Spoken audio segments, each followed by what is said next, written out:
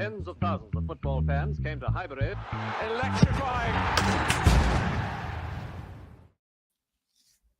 Yes, guys, welcome back to the instant reaction. Arsenal 1, Bournemouth 2 at the Emirates. Our second to last home game of the season, I believe. Ends in defeat.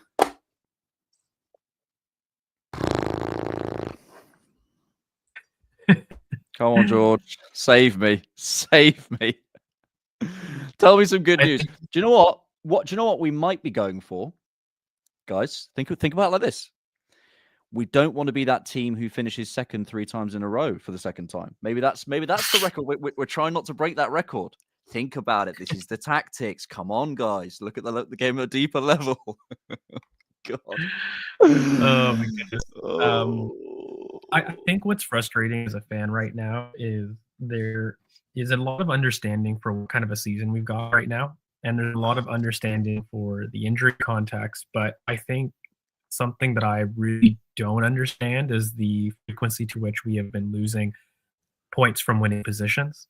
I don't think that you can just assume that that's it's getting to a point in which there's context and there is something that's becoming a pattern. And I mean, the way that we've been defending set pieces is really, really poor. It's just frustrating because beyond all of this, you can see the team gassing out by the 60th to the 65th minute. And, I actually thought we had a really good first half. Like I was watching some of that, and the way that we were finding space in the middle of the park was really, really good, especially on a Bournemouth press that I thought would emulate a lot of actually what we might see against PSG. Like some of the things we were doing to create space centrally and the way David Raya was able to find solutions centrally was actually really good in the first half. And then it got to a point where I just felt like the legs gave out at the 60th minute mark. And, I find it very frustrating to me. I can predict when, for me, we're going to drop points. And it's getting frustrating. After we face adversity, there's very little time that we're able to really turn the screw again. From being ahead to then going back ahead and rescuing points. I don't find that this team is able to consistently do it. And some of the solutions that I see to have us do that again, they're frustrating, mate. They're frustrating. Like I look at Raheem Sterling and I get frustrated. That is the solution. At the end, it's not the word I'd use, mate. Yeah, I get frustrated at the way that we allow ourselves to lull ourselves into this really poor tempo. So from my perspective, there's a lot of the same issues, and it's getting to a point where I think that people are really annoyed, and there is going to be one game that could turn this. And I think when you put this much pressure and you don't allow yourself to play well for 90 minutes, do it, you really leave a big hill to climb. So yeah, that's kind of frustrating for me. Oh yeah, let's do the super chats. NH, thank you so much. Lord help us if this was a preview for Wednesday. Odegaard can't kick a ball. Everyone else just lazy. They can't kick a ball and I can't read. Excluding Rice and Miles. Yeah. The thing is that I think you can do like application analysis and maybe that's a part of it. But I don't think we can just say the back end of this season is just, oh, well, we're just focusing on the Champions League. It's not just that. It's not just that. Our set pieces have fallen apart. Actually, I agree with you that the first half, I was actually quite impressed. I thought we looked really good. I actually quite liked the game plan the first half in terms of, I felt like we were sitting back a little bit more. And what that meant was, I feel like our desire to throttle teams sometimes stifles our attacking distances. Everyone's too close. Everyone's too sort of like penned up against each other. Because we sat back a little bit more, it felt like we gave space to a Declan Rice to make those sorts of runs. Odegaard found a little bit more time in the pocket. Maybe it didn't suit Bukayo Saka, but it's sort of as an overall attacking unit, I think we look better in a little bit more space and maybe not sort of pressing onto them as much. I think, as you say, we found central solutions. I thought there was some really encouraging stuff in the first half, and I really liked it. And that's how we should play with a false nine with runners from deep. But second half, that capitulation, that dropping 20 points and losing positions, we that's been a thing all season. That's regardless of our Champions League campaign. That's been a problem all season. And I think with our set pieces, I think this is maybe outcome analysis and kind of not fair, but I think certainly for a fan perspective, I think because we're so good at offensive set pieces, we just sort of go, oh, we just don't need to think about it. Almost thing. It's been creeping up on us. It's a problem. I think I saw some analysis that someone did about the first contact. I think PSG got first contact on 4 out of 5 of their attacking corners against us. It's a problem for us at the minute, and Jova can't seem to find the answer. And we hold him up, and he's got a mural or whatever. But if you can't fix it, mate, it's a concern. Well, part of the problem, right, is we kind of did a really boring set piece analysis earlier in the season, and Kai Havertz is very important to that. He is the first header on quite a bit in terms of the way that we set up is the first person is going to ideally block the entry into a knock-on, and then we defend zonally. That's kind of the structure to which we're doing it. Right now, we don't have somebody as good as Kai Havertz off the first header. And, if you want to add Gabriel back, another major aerial miss in the back line in terms of marking zonally there. So it's a weakness. It's not something that's going to go away this season, at least until we get our starters back, right? So I do think when they come back in, I'm more optimistic that the defending of set pieces will return. I'm more questioning the losing from winning positions, and it's more of a tempo thing. I've seen this. Look, you can say maybe today is because of injuries and the accumulation of the season is resulting in the team dropping off fitness-wise after 60, 65 minutes. I can get on board with that in an isolated game. This is not something that we haven't seen all season, and I think the tempo to which we play following a drawed or a losing game state is something that I've always really highlighted on the pod as an issue for me. I don't like some of the solutions that we do. And it gets to a point in which we end up going 1v1. And, I don't feel as though that we have a way of playing to force transitions when we're behind. And, I think it's a difficult thing to ask when you remove Saka, Martinelli, Declan Rice. You can't get away from that. They were being protected. But again, this game is a microcosm of what's happened for a large part of the season. So I struggle to really not criticize it. Do you know what I mean? Like in the cold light of day, Martinelli, Saka, Rice gone. You can't expect to transition with the same capacity. I think you'd have to be nuts to assume that. But that's not the point, because I've seen it with those players when we've been losing earlier in the season, and it's the same mentality. So, one thing that I did like to see was there was one small change. There was the change to get, Miles Lewis-Skelly in the anchor position. I think with the changes, we went more to a 3-4-3 as a change, and there was an idea to get a little bit more penetrative. And I thought Miles had a couple really good passes. Even those dying moments, he's looking to get forward. But, mate, we really need some power in the transition. People, I think, for me, have really questioned the speed of this front line. I need power, some running power. And, the only thing that I looked at is I saw Ben White and I thought, wow, mate, like you're stiff. You're not fit. It's your third start of the year. So I get that. But I'm looking in the front line, and Bournemouth are bringing on Semenyo. And I'm like, okay, obviously it's a player I like, and everybody knows that. But who is our bench transition running power monster to turn a game? Yeah, to turn something in. It's not there. Even with everyone available. Like that's not an injury thing. Yeah.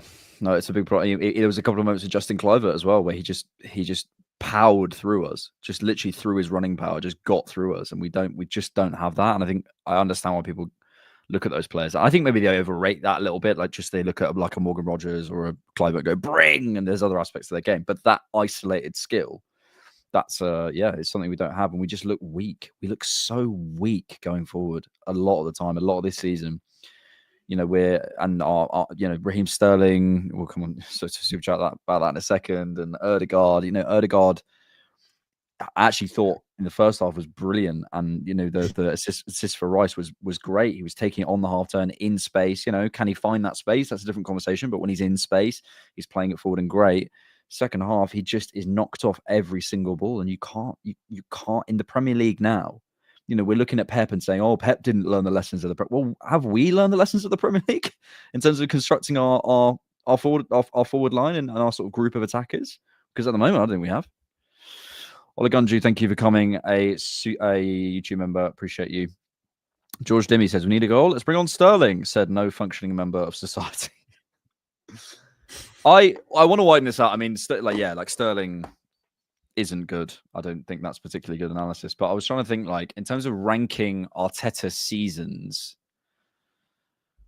like, because I watch a player like Sterling and I'm like, that's one of the worst signings. And you're like, is that fair, whatever? And I'm like, maybe it is, but forget that for a second. Relative to player quality, even including the injuries, if we go out on Wednesday, that's up there as Arteta's worst season, I think, this season, in terms of the performance across two legs in the Carabao Cup, in terms of the performance in the FA Cup, in terms of the drop-off at the end. It depends what we do against PSG. Obviously, we went further, but we only went one round further. Like, let's calm down a little bit. And it was exciting to beat Real Madrid in that way. But it all feels like it hinges on this, and that's football, right? But I do think relative to player quality, even with injuries, it's not just Mikel. Like, I'm talking about the signings, I'm talking about the injuries, and so it's just such a disappointing, horrible, bad season, and it all hinges on Wednesday. And I hate that it does because of the way that we've been performing. Like, I think part of the frustration that I've got with the league performances fundamentally has been that I believe it sets you up to doing poorly in your big moments. You can't turn on be brilliant. That isn't a switch that I just believe is a flick. You just go and, there isn't, you don't need to get yourself up for a PSG game. Like, this is a huge game. I mean, everyone's going to be focused. That's not a question, right? But for me, when things are going difficulty in game, when PSG are on top of you, right? And when PSG get momentum, in their home stadium, and they're able to string a couple passes together and able to find solutions, your ability to change the tempo of a game is not something that flicks a switch. It is learnt behavior, it's habitual behavior, and it's not something we've done effectively all season. And that, for me, that ability to really switch the tempo of a game, if you want to do it through passing or running, I don't mind. Let's pick a solution, but neither of which have been successful this season. And it's not as though that we don't have the solutions passing-wise. I believe perhaps there's some things we can improve on. Running-wise, certainly, in my opinion, it is a recruitment issue. We absolutely need to recruit some running in transition. We have needed that for a while. But from a passing perspective, and this is what frustrates me the most, I feel that when we go down, we go wide and we go into a U-shaped pattern far too often. We stop finding central solutions. We become more static, and our players stop trying to float in the middle of the park to open themselves up. They become scared, and they're more likely to stay where they are in their zones with static movement ahead. And we're trying just to go through the motions and rely on pattern behavior to get through. And that is something that I feel needs to be changed fundamentally. I completely agree. So yeah, that's the biggest frustration that I've had from this match. And, it really is annoying because, again, I want to reiterate, I thought the first half was objectively very good. I was very impressed. I thought it was a response to PSG. I thought that the way that we were finding solutions in the middle of the park was really exciting. I thought Declan Rice had a very good game, especially in his old role of the pressing trigger. I thought Partey actually was doing well, and Martin Odegaard was doing well in the middle of the park. All those things were true. If anything, our forward line was a little bit wasteful. But I thought Martinelli had some good half chances as well. There were people that were making runs, and I felt the first half, wow, this is some really good stuff. Then it was almost on the dot from the 60th minute, the team fell. And it was right before the substitution, Declan Rice. You could see it. There was one or two transitions. Mikel calls for Declan to get out. A couple minutes later, you've got Saka and Martinelli out, and the team is dead. And then we're back towards kind of the pattern I described earlier, and it's even worse.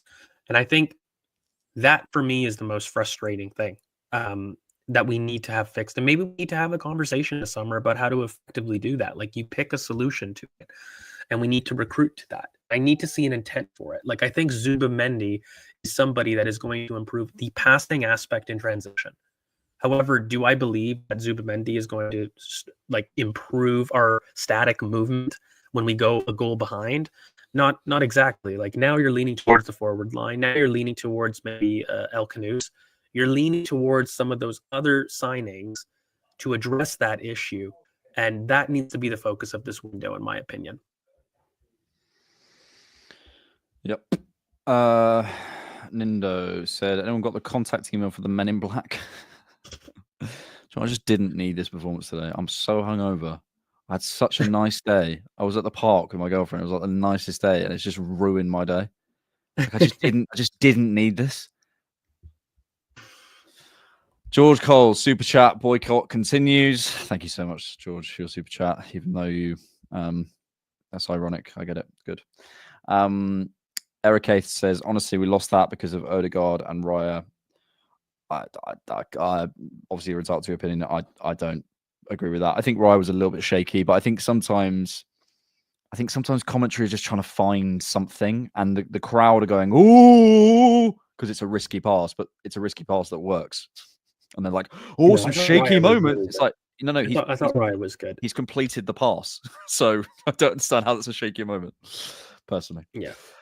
Cesar, another 0.00001 XG goal conceded from a throw-in. Yeah, look, this is not the day for this, but I do think there is an analysis of this season which like no one wants to hear. So I'll be quick. Of like the goals we've conceded have been almost all just like ridiculous, like from the edge of the box, like shinners, like that Eze goal, like a throw in, like none of them. I don't, and you could say, well, goal's a goal. Yeah, fair enough. But it like comes off his arm, like there must be. It feels like there's an analysis of the season with the goals we conceded that are all just like, how have we conceded that? It feels that way anyway, which tells its own story in terms of how are we conceding that way. And maybe that's something to talk about. But I just do feel I watch us this season concede so many goals where I'm like, I'm not like, that's such a good goal. Fair play to them. I'm just like, how have we conceded that? That's ridiculous. So annoying. So annoying. Harish says, Arsenal need a risky pass taker with a high success rate like Partey was evident in the first half when we were slower than them. I agree, dude. But also going back to the point George was making, like even Partey, space opens up for him in the center, and you watch him go, there's no running ahead of me. There's no one making a diagonal. We don't attack on the diagonal at all. Saka's drifting wide to go and receive a pass. Odegaard's dropping in so I can find him here to slow down the play. Martinelli's gone, what? It's instruction. So all he can do is carry and then basically play that pass off. There's no one making that diagonal run to stretch anything. He's not charging through, carrying through. We reset even on those transitions, as George was alluding to. So even a Partey who I think probably wants to do that. And we also don't take shots on the edge of the box. I can't understand a team who attack in the way that we do, who when the ball drops to them on the edge of the box, don't shoot. Shoot. Just take more shots. Like, come on. So annoying. I think the frustrating part for me is I did do a fun thought experiment as I do on X. And so I had this claim that I feel there is thought to say, you will not find a better number 10 than Bukayo Saka on the market. And I agree. My major idea for looking at this as a change, if we're talking about transition, running power, strength in transition, we have one of the best in the world. And we're not finding him in the middle enough. And I'm getting frustrated that, I'm finding him on the periphery of games and we've put him there for far too long. And when we're starting to go into the next phase of Arsenal, the next phase of Mikel, I want us to do better about platforming our players, which means let's make sure that we're getting our best players central, closer to goal, fundamentally. Now, you don't want that to be through the middle as a number 10, no problem. If you're going to do that, let's have an effective overlap to get Saka more inside, because I'm tired of having him on the outside. I find that, we're prioritizing some of these shots to happen for players that are not in form, that have never been significant goal scorers. And that's the biggest frustration when I look at a Liverpool, I look at a Nottingham Forest, I look at some of the teams that do well in transition in this league, and why we're 14th. Again, generating shots from transition is because the players that are in transition are the most dangerous for their team. Mohamed Salah said it in black and white in an interview. I had a conversation with Arne Slot. If you want me to defend in my box, then it will affect my numbers up the pitch. I had a conversation. He has facilitated me to do that. I would like the same thing for Bukayo Saka. It doesn't have to be from number 10. It can can be from the right wing, it can be from left wing. Saka's brilliant. He will excel and world class wherever you put him. But I'm tired of having him on the periphery and doing some of the yards that no other MVP in the world is asked to do. And he does it without complaint. And if we're going to be serious, I think that we need to start picking our players that are going to change a game and rely on them and give them that platform too. Yeah. And I hope the coaching team, the staff, and the recruitment team are looking at all this and recognizing it and just going, look, we'll get through to the end of the season doing what we do, but then the game model is going to shift, because it's hard to shift the game model mid-season. You can make tweaks, and there has been little tweaks. We've seen, more central access and various things, but that's an ideology, and that's something you can't really shift easily. But I hope next season we make a big stand. And actually, to be honest, maybe we'll see at the end of the season a little bit more. If we go out the Champions League, who knows? Maybe we're sticking with this because it's what we know. And then if we go out, then we'll see a bit of a shift. Who knows? Slight Unmake says Everton lost me 1.4k and Arsenal lost £1,401.99. Sorry about that. Sorry, mate. Sorry to hear that, but thanks for the super chat. Appreciate it. O'Malley, Arteta is struggling managing the players. Subs were necessary at 65th minute. He's going to hold on to the fact we had injuries this season, but his subs are still his Achilles heel as a coach. Yeah, I don't know. Personally, I think we're third for most goals scored from subs. So in terms of changing games, it's actually pretty good. I think maybe what you're referring to is turning games around just in general. I don't think it's necessarily subs, but I think, basically finding a plan B, finding a different way of attacking, finding a different. It's the same thing, which leads to us not being able to turn games around. Personally, I think it's not necessarily the subs themselves. Also, when I'm considering what he has to work with from the substitutes bench at the moment, I'm not expecting much, so that's tough. But yeah, I think in general, I find that goals wise, we're pretty high. I think in terms of the numbers, but.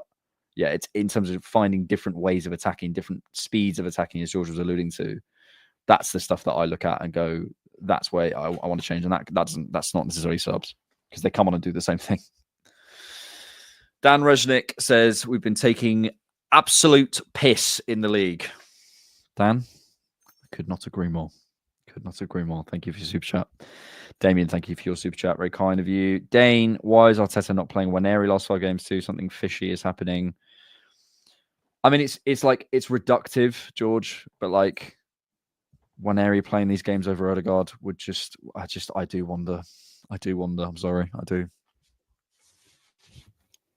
I think why you wonder is because I'm going to say this in as nice a way as possible, because I get critiqued for saying I'm a hater of Martin Odegaard. But one of my frustrations with Mikel is to make sure that his messaging is consistent. If you're going to have non-negotiables towards a certain aspect of team play, and you're going to, for example, punish Trossard, who has been in and out of the team, technical consistency, you need to do the same with Martin Odegaard. I think it's unfair to do this game where he really was Jekyll Hyde. I have to emphasize, I think the first half he was really, really good. And then the second half, it was poor. And it was something that we've seen for a lot. I maintain that when you've got a league, we had said once we got PSG, the league was for experimentation, and we're not seeing experimentation. Mm-hmm. So that's really the frustration that I've got from it, when you've already reduced yourself kind of saying, okay, the Champions League is where my focus is going to be. And it's backed up by the results, by the way. You can see in terms of, between Everton, between West Ham, between this, the results have shown that, you haven't really put that effort in. And so from my perspective, if he is your plan A and that is what you're going to go with in the Champions League, no problem. But I do question the use of Ethan Waneri in the last month and a half, I would call it, when you have known that, the league is not something that you're really going to be pushing for, when you have made that decision by virtue of your application in the league. We've seen it. And so I do question why Ethan Waneri hasn't been able to develop at least chance 590 run. And this is the thing that I talk about when I mention the Fabio Vieiras, when I mention your substitutes. Mikel giving them an opportunity to do well is not something that I've seen consistently. You're either in his good books or you're not. And when you're not in the good book, or you're maybe not in the forefront of his mind, he doesn't platform you the same way that he does the plan A's. That's that is I think the biggest frustration. So I don't think it's redemptive at all, because I think it's very fair to ask, why is Ethan Nwaneri not able to get more significant minutes with more of significant first team members if Martin Odegaard is in poor form? And if you're telling me that and he's done the quote recently that he's talked about, even Max Dowman, and he talked about having depth in the number 10 position. If you're not going to use the depth for when your plan A is performing poorly, then I think you're due criticism, and it is fair to criticize that. Yep. I agree. Right, let's go to the numbers from Scott Willis, as always. Here we are. Share my screen. Can everybody By the way, see I'm the seeing screen? comments. I'm really sorry that my mic isn't 100%. Yeah, I'm trying to fix it. It's not your mic. It's your internet. We'll talk after. Don't worry. Yeah. Yeah. It's we can hear you. It's just slightly cutting out. 1.8 expected goals for Arsenal's 1.0, 13 shots for Arsenal to 9, 4 shots on target to 2 for Bournemouth, 11 open play shots for us to 5. Shaded them on possession. 10 more passes 10 more passes attempted. How exciting.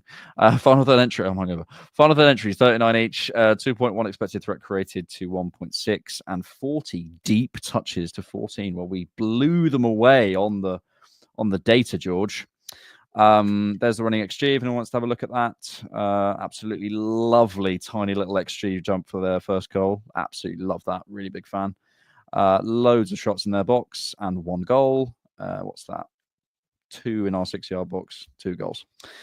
Field tilt 58%. Guys, why are you complaining? You know, if we just back the team a little bit more and see that we're winning by 8% on field tilt, that's all that matters. Yay! Yay, guys!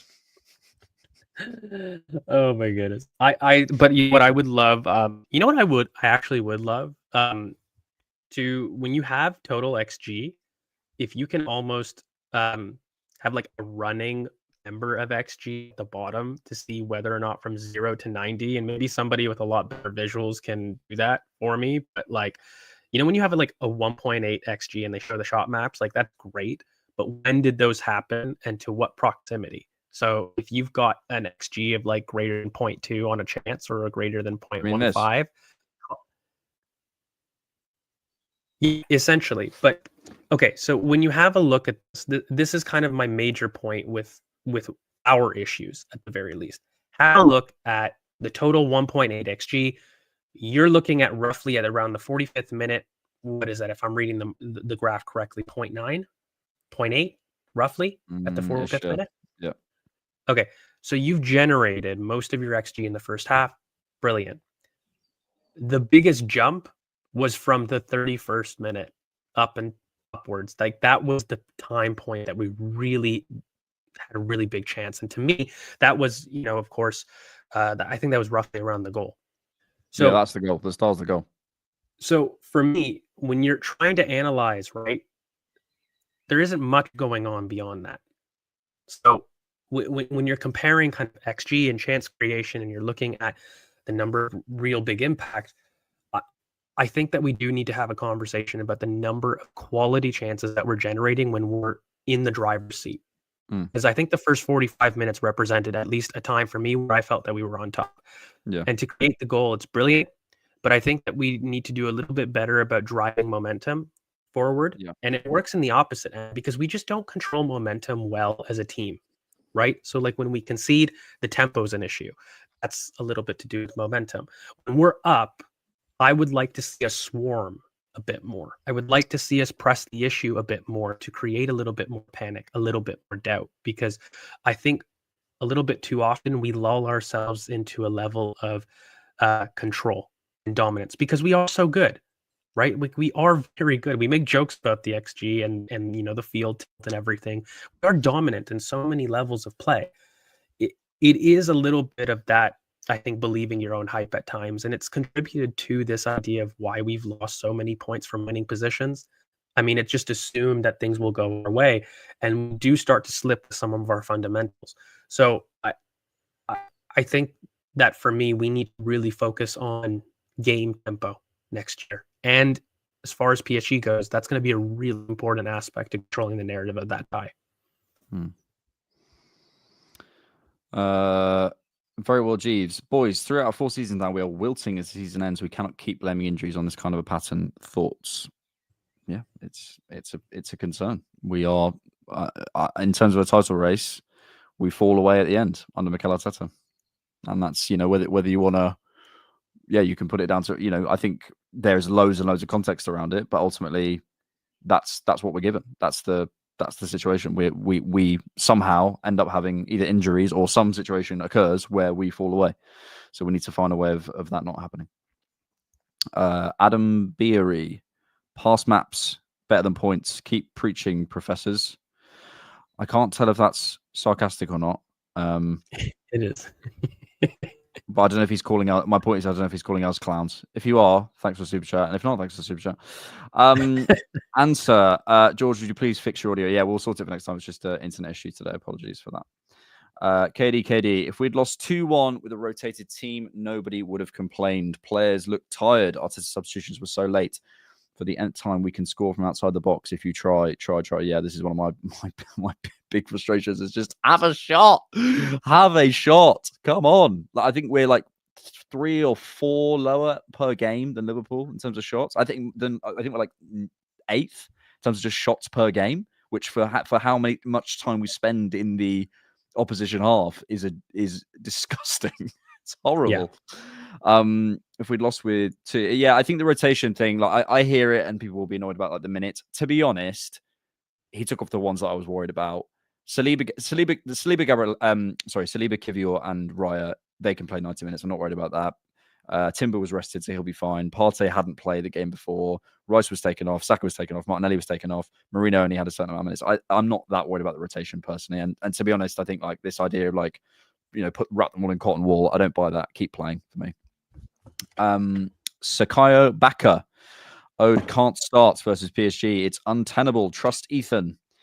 He will start, unfortunately. But I do think on Odegaard, like the response to it is always, but what about the off-ball work? And fair, but you have to I hear you. And some of it, it's like, I wonder whether if doing that much running, that must affect you on some, that must like physically in a game, it must tire you out. So when he gets to like the 70th, 80th minute, we're looking for someone to change a game. If he's been running all game at that intensity, that must be really hard. So I don't know if we need to rejig things to allow him a little bit more space. But more importantly, I think we have this idea that Martin Odegaard is the only person in world football who could ever, can ever, will ever lead our press. Kai Havertz in the midfield, I look at and I go, I'd have a look at that as a leader of our press. If we wanted to, I'm not saying we should or shouldn't. I'm not arguing to take Odegaard out of the team. So please don't misunderstand me. My point is this: it feels like some people, what you're saying, because some people are like, that's he. No one else can lead the press. Yes, they could. Someone else could do it. So, and we haven't seen it. And I look at someone like a Kai Havertz. So in terms of the repeat sprints ability, the time in the team, those sorts of things, the position on the pitch. Give him a go. Like I'm not against that. My biggest frustration with that point about the out of possession work is that Arsenal as a team are one of the most well coached out of possession teams in the world, period. And with one of the best rest defense profiles in the world. You've got Saliba, Gabriel, Declan Rice, even Thomas Partey. You've got Urian Timber, Miles Lewis-Skelly. Like, are we really implying right now that removing Martin Odegaard even is going to be severely detrimental to some of our ability to control transitions, control chances with those kind of athletes at the back? I'm sorry, mate. Like, I can't agree with it. And so, yeah, like I do feel when you're starting to use out of possession work as the number one pro for your cheap creative number officer, one pro. It can't be your number one pro. It can't begin to paint the description, right? Yeah. And I think we all know that. And it's frustrating because it's a player that we've all liked. It's a player that is our captain. It's a player that doesn't cause controversy. And it's a player that I think we all see has had this form, and I'm going to use it in quotations, extend far beyond 1, 2, 3, 4 months. And, it's been since his injury. And at some point, I've heard a lot of really poor analysis from, I've heard from this physio that, it could reduce the range of motion after this time. Mate, like we're approaching over 6 months at this point with similar performance. I think you do a disservice to the man to sit there and say, we have physical limitations 6 months after rehab. I really struggle with that. And if it's based on physical limitations, then we've known that since the injury. So why haven't we adapted? Like if there's a problem either way, whether you agree buy this idea or not. He looks gaunt to me, honestly. I saw a side by side of him. He looks gaunt. I hope it's okay, genuinely. Like I don't know any information, but he just doesn't look right at all, and you have to say that. This team reminds me of the 18-19 Spurs. Teams that peaked previous year had zero investment in the summer and have a CL run covering a terrible PL season. That's actually quite a good analogy. I think we're a very, very different team to those. We're a much better team than that Spurs team, and we're much more complete. We're much more well coached. But I hear that. I do hear that. Hybrid Ultra 13X says fan base on ropes gets very toxic if we lose to PSG. Mate, I do not want to be on that instant reaction. I'm going to be. But if we go out, especially if we go out, badly. We respond so badly to adversity, saying it for the nth time. Have we not got a goal after going down? I've been equalised for a while. Why? Player mentality. Yeah, consult in the chat. Fine. I'm sure there's numbers on our not. We've said points. We've lost 20 points from losing positions. I'd love to know how many goals we've scored at not a 0-0, but like a 1-1 or a loss. Essentially a 1-1, 2-2 or whatever. So basically a score draw or a loss. How many times have we scored this season? It can't be more than 10. Can't be. I'd put it maybe less than 7, 6 or 7. Can't be. Of those times, if we did score, I would categorically say that we probably haven't outscored their XG and haven't forced the issue in those minutes of a losing game state. And it's a big problem. Like that's why, Katie, I focused most of my analysis today on this momentum, this game tempo, which I think is a big issue for those game states. And I don't think it's the player mentality standpoint, but I think the speed to which you play our football matters. And if you're going to be a big dominant team with high possession stats, ultimately slow possession is what leads to your horseshoe of death. And everyone complaining about the Wenger days. What people didn't like about those days was the tempo, if you remember back. Like we had all this possession and it was the tempo to which we would play a game. People just felt like, okay, it's predictable, it's slow, it's going side to side without much penetration, without much force.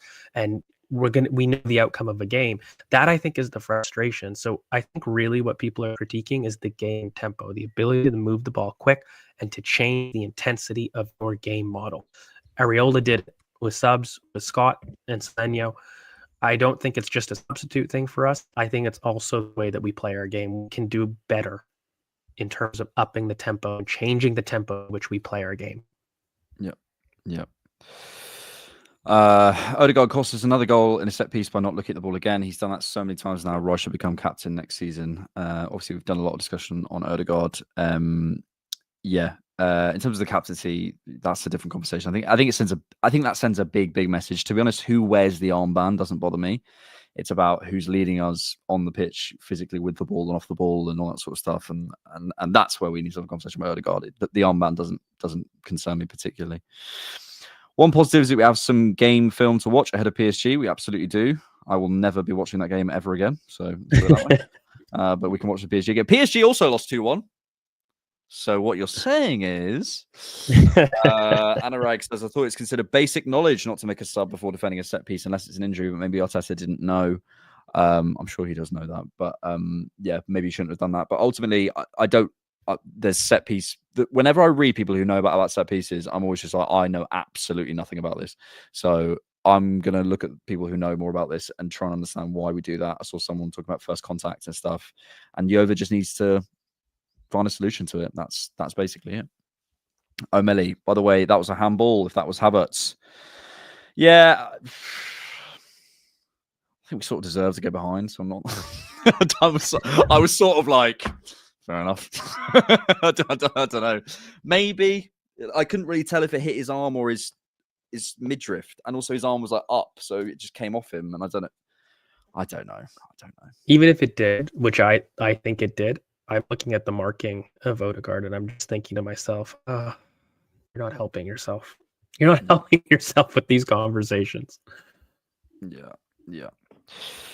Aditya says, thoughts on needing someone who will dribble through only Rice and MLS really do it right now. Our Patreon and YouTube membership separate, or if you get one, you get both. On your Patreon and YouTube membership question, you get access to the same thing. So if you go through Patreon, you get access to all the same stuff as YouTube. You don't need both. You can have both if you want, but you don't need both. And if you want to sign up, thank you so much.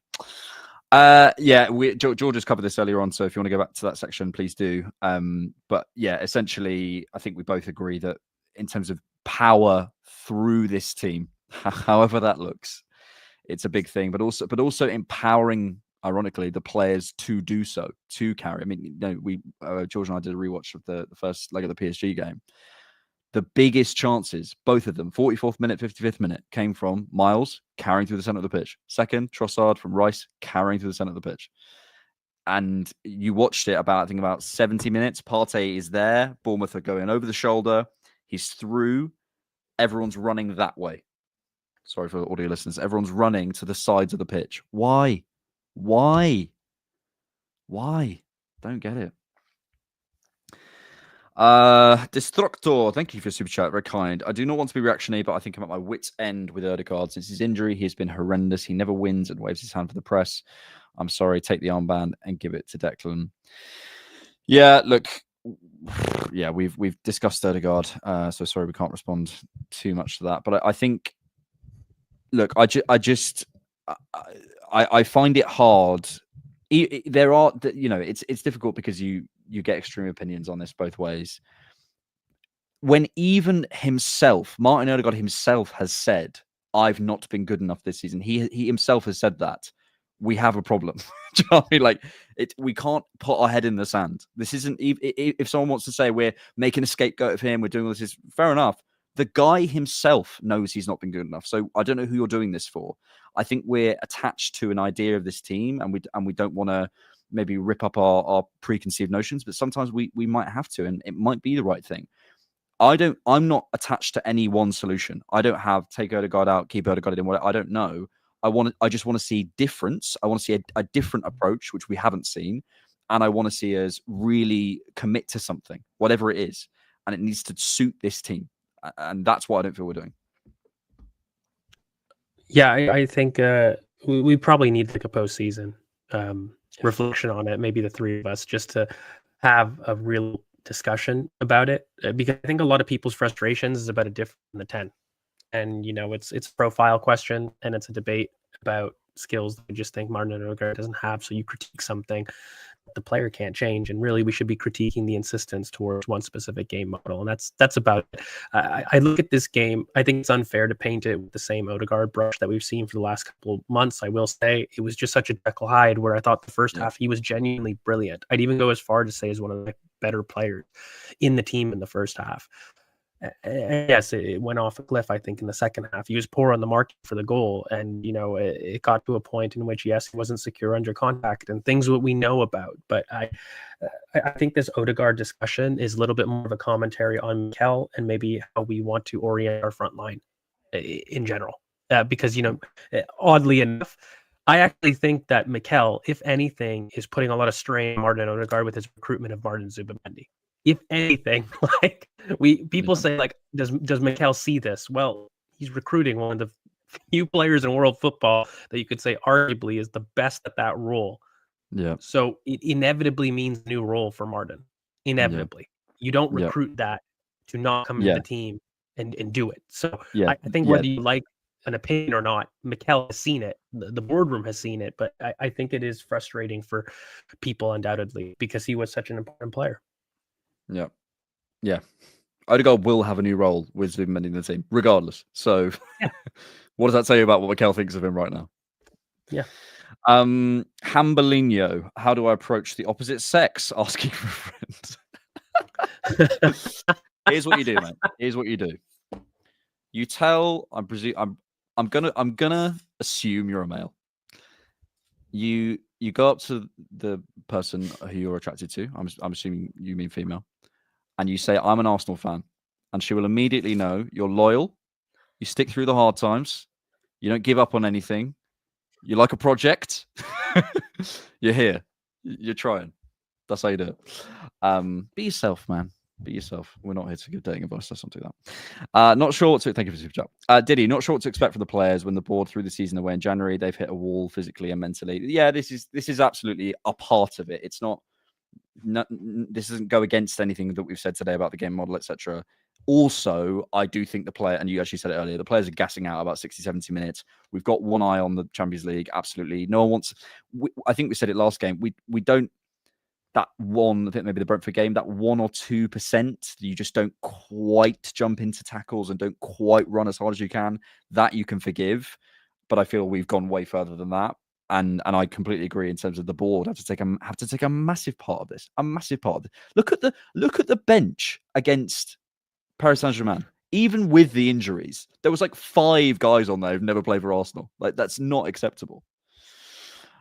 George said, what Alex said about space and how he hung back to allow our attackers room to run was a very important point. I think Arteta is going to make some changes to our setup over the summer. Thank you, George. I do occasionally make good points. The first half, go back and watch it. Like the way we were attacking the distances, we looked a lot better. We were less cramped. Again, I will say I'm not sure it quite suited Saka because I felt like he got a little bit isolated. But for the rest of, for the Trossards and the Odegaards and the Martinellis and so on and Rice, I liked it. I really liked it. They weren't quite. We're just constantly trying to throttle teams. Like sometimes you just step back a little bit. I think it was ironically the right choice, even though it didn't work out in the end. So I'm just going to rattle through these a little bit. But thank you all for your support. Really appreciate it. First 11 good. Says Blacker 012. Squad as a whole, not near title or cup winning level. We need bigger investment in the squad than people realised. I'm very concerned. Teta is stubborn. Is he stubborn, George? He is stubborn. He is stubborn. No, he's not. It's what's the thing that the stubbornness. The stubbornness. It's disgrace. We need, I would say, at least three more in this squad. As in like first team. Like I would say like 3 first team players, and then we're looking beyond that as well. So yeah. Zombler, Arteta is a filthy football manager gegenpress user. This guy. Imagine how intense he is with his like wife and kids. Do you reckon he brings that energy home? He's like, 100. You must pass the spelling test, guys. You must pass it. You didn't get it. You didn't get 100%. What are you doing? We not doing it. Can you spell do it? Can you imagine? No, I feel like people like that can't switch off. They can't change who they are. I feel like if he ever put himself in that situation, he's like that. It's the way he looks at people. He's like this. Even at reporters, he's like this. It's incredible. Utkarsh says, thank you for all the super chats. Very kind of you all. Our lack of creativity and clear-cut chances is as bad as our lack of good finishing. Next season, either Arteta trusts Ethan or buys Odegaard's plan B. My rating of Ethan as a talent, I want to see, firstly, I want to be careful, but I want to see him given the reins. Like those last 3 games, I would love to see him like give Ethan 3 90s, see what he can do. And then, then we maybe have a conversation, but I trust that he would do that. We've also got Fabio Vieira. George and I did a scout on Fabio Vieira a little while ago, and that's another option as well. Atilola Olusei, I'm so sorry. Guys, is Ademola Lookman a better alternative to Martinelli? We did a scout on Lookman. Did we do a scout on Lookman? I don't think we did. No, we did. In terms of shot volume, there's something there. Like just shots from distance and that sort of stuff. And I think he in terms of his shot technique, it's nice. The rest of his game, I think he could be physically dealt with a little bit more in the Premier League. That's my overall take on Lookman. I feel like Lookman is an incomplete solution, is the best way that I'd put it. Like he gives us some like things that Martinelli does not do. But then I think he also loses some things that Martinelli does do. And I like him, and especially in terms of his like price point, I put him in one of those like really quality value signings, but I don't know if I'm pining from the hills for him to be the solution that I think solves the most problems. So that's what I put. You know, it's funny. Like when you discuss all of these targets, like for me, even when it's Gyökeres or whoever name that you want to put, they're all good players and they all solve things. So like this idea that they don't solve things, but it's about maximizing how many solutions you want to solve with the amount of money you spend. And that's always been my biggest critique for preferring players more than others, essentially. Absolutely. And just to add on that, when you if at this point when we're challenging for Premier Leagues and Champions Leagues, we've got very, very good players. So if you take let's say you want to take Martinelli out of the team, that's okay. I'm open to a conversation, but you lose so much with Martinelli. Even if we're focusing on the things he doesn't do, which is a different conversation. How do we replace that other stuff that he does do, which is the reason he's in the team? Like these are the conversations that I think are worth having. Dane Howarth, we concede goals from low XG and we have high XG but struggle to score. We had the highest XG of UCL semi-finalists, but got no goals. Yeah, and this is just a story of I think a lot of this is, we spend a lot of time talking game models and whatever, but it's just talent, just being good at football, just being able to put balls in the back of the net. It's just talent at the end of the day. As Rohan says, the biggest driver is quality. Says it like that as well. Anthony B, the real winner this season is Lee Judge's dentist. Has Lee Judge's got new teeth? I haven't seen. He's got new teeth. I love Lee Judge's. Lee Judge's. I'll just rate put in Lee the Cannon podcast per Lee White. What do you think? Oh, the grind. George, you've got great teeth, by the way. Great teeth. Thank you. Great teeth. It's the grind he does though. Oh yeah. Yeah. Bro's gonna be grinding in his sleep. Boulashan, I'm tired, Robbie. We're tired too. Thank you for all of your super chats. LT as well. We need a charismatic player. That helps a lot. Yes. George. Okay. I've calmed down a little bit. Let's try and do a little bit of copium before Wednesday. Mm-hmm. That could. I know I'm doing copium. That could inspire us if we use that in the right way. I saw, to be fair, an angry Declan Rice on the bench. And by the way, at this point in the season, with how he's played, we didn't even talk about him. Sorry, we did not talk about Declan Rice. We absolutely should. That was one of the best performances I've ever seen of a midfielder in that first half. Oh my goodness me, he is extraordinary. And an angry Declan Rice genuinely could turn the tide for us. Like that's the level he's playing at the minute. And Bukayo Saka, I think, will be exactly. I think Bukayo Saka will be in that mood. Yeah, so I think we can use this anger and frustration. I think it's possible. I look at the first half and I get excited. If we had approached the first half for a minute, 0 to 45 up until 90, I would have said that was a brilliant prep for PSG. Brilliant, especially the ways that we found solutions inside, because one of the biggest issues is, I'll tell you right now, this is going to be a very different out of possession performance. With Mikel Merino will return to striker. We will have Declan Rice back. The impacts that this will have on our press are genuinely massive. So from that perspective, I'm happy. But in possession, do you remember what some of the critiques we were having as far as Trossard, as far as having the wingers far too wide and not having central solutions? Like some of the stuff that we were doing in the first half, add that. And I genuinely, it's not even copium. I just think that you'll see a much better performance against PSG. Fundamentally, what it's going to get down to is the Nike slogan. Just do it. I can tell you all the tactics why I feel that we're going to have a very good game against PSG. I can tell you all the reasons why I feel that we could have favorable matchups. I can even tell you why I think PSG could get some joy. But fundamentally, we're in the part of the season and we're in the part of the fan base right now that has just gone on from seeing their team lose almost 20 points from losing positions. They have seen their team be fairly pathetic and limp through what been the better part of a 2025. And at some point, people are at the point of saying, win. I don't care how, I don't care when, win. Just do it and then move on from the next part. And then we will see what we have to do to tackle the final. And I genuinely feel, unfortunately, and I really rarely do this, it's not a tactical question, guys. It is about wanting it more on that night, personally, and making sure that you're more physical than this team. Do you know the state you have to be in for George Voutsas to think it isn't about tactics? Do you know the state you have to be in? But you're right. You're right. Like it comes back. And also, one final thing before we close out. That PSG group hasn't been together very long. and we have as a group been together quite long, and they've won the league at an absolute canter. We can play on this anger, and if we play on that and we use that physicality, we use that aggression, when we use that intent, and we use that belief, it's one game. I do think so. I think the one thing I know is Miles, Declan, Marino at this point, probably Trossard if he plays, Saka, Martinelli will put absolutely, I'm probably missing players as well, Saliba, Kivior will put absolutely every inch of their being into that game. That's what I can guarantee. So whether it works or not, who knows? Kazza, is anger enough to overcome tiredness? I don't, mate.